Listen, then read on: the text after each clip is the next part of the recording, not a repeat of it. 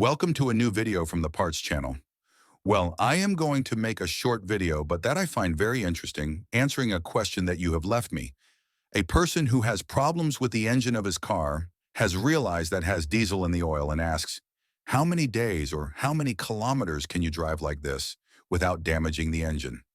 Let's see, from the first moment you are mixing the diesel with the oil, you are depriving to the engine of adequate lubrication. And not only to the engine, but also to the turbo. This is a typical failure of TDI engines, which have pump injectors.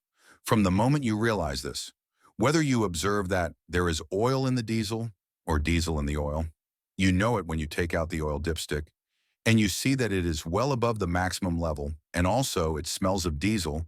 At that moment, do not drive the car, call the assistance tow truck, and take it to the workshop so they can solve the problem, whether it is a problem with an injector, or with the injector seal, or with the tandem pump, whether it is a problem with a crack in the cylinder head, or with whatever it is, but solve it as soon as possible. Because if you do this, you are depriving the engine of adequate lubrication, and what you are going to do is damage the engine.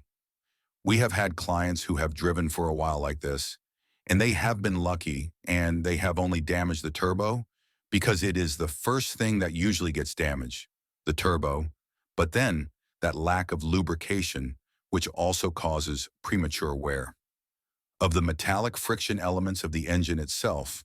And there, if it does not break in the short term, you have deprived it of a useful lifetime due to premature wear, and in the end, that engine will last less than it should.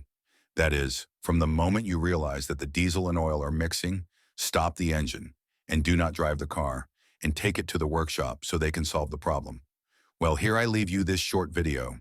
If it has been useful to you, then don't forget to give a like and subscribe to the channel.